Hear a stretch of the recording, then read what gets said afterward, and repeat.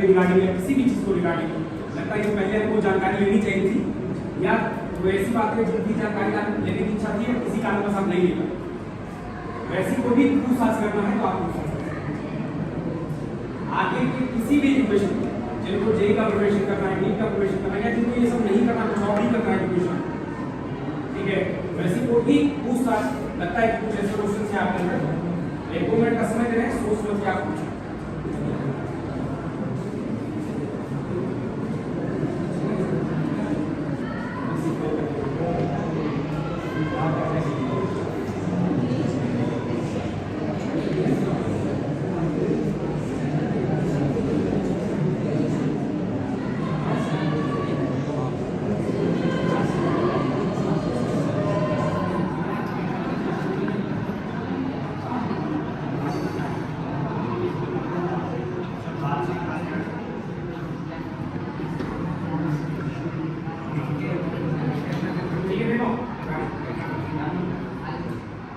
आयुष कुमार का एक प्रश्न है, पहले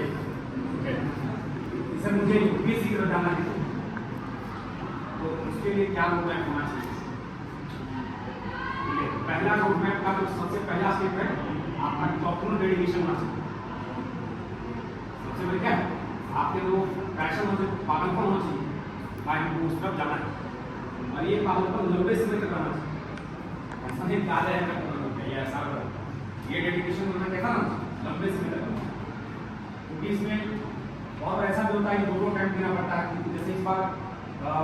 ये यूपी वाली जो बच्ची है जो भी टॉप की वो तो डरता है ना उसको, द्विवेदी कौन क्या नाम है उसका, एक लड़की है बनारस की, वो ठंड इस बार या पकड़ा वो है ना, इसमें काफी बार होता है कि आपको बहुत काबिलियत आप बिल्कुल बढ़ा आप में सारी योग्यता, उसके बावजूद भी कभी कभार क्या होता है थोड़े समय हो जाता है, मतलब कंपटीशन नहीं होगा इसके कारण क्या उसका तुमने क्या किया पूरा कर, अब नहीं होने का तो बहुत सारे कारण, एक तो पहला कारण है पढ़ाई नहीं करी, दूसरा कारण है पढ़ाई की बहुत पर्याप्त पढ़ाई नहीं, तीसरा कारण है कि आपने पढ़ाई बहुत अच्छे से कुछ अदर फैक्टर से कारण आपका सिलेक्शन आपका वे ऑफ टॉकिंग नहीं था, तो काफी सारी चीजें वहां पे उलझ गया है ना। तो जैसे अभी ये बच्चों का कहना है कि सर हम आर्ट्स लेकर आगे बढ़ना चाहते हैं, और शायद ऐसे बच्चों के बहुत ऐसे बच्चे हैं जिनके मन में परसेप्शन आ रहा है कि आर्ट्स लेकर यूपीएससी की तरफ क्या कर सकते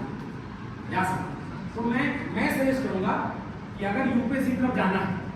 जैसे एक तरीका है कि तुमने आर्ट्स लिया या किसी बच्चे को यूपीएससी की तरफ जाना है, आर्ट्स लिया और आगे क्या किया, खूब मेहनत करी उसको, लेकिन अगर 1% लेके चलते हैं या 5% लेके चलते हैं तुम्हारा सिलेक्शन नहीं, अगर आपका सिलेक्शन तो आपको आपके पास आर्ट्स बचेगा, तो आर्ट्स बचेगा तो ऐसा नहीं कि आर्ट्स से रिलेटेड कैरियर नहीं, कॉम्पिटिटिव बहुत कम है, आर्ट्स में भी कैरियर है लेकिन क्या है कॉम्पिटिटिव बहुत कम है, आप प्रोफेसर बन सकते हैं, टीचर बन सकते हैं, किसी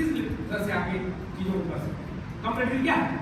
साइंस के रिस्पेक्ट में या अदर फील्ड के रिस्पेक्ट में। लेकिन मान लो कि तुमने साइंस बैकग्राउंड से इंजीनियरिंग करी या मेडिकल करी, किसी अच्छे कॉलेज से करी, और उसके बाद आप चले गए किधर,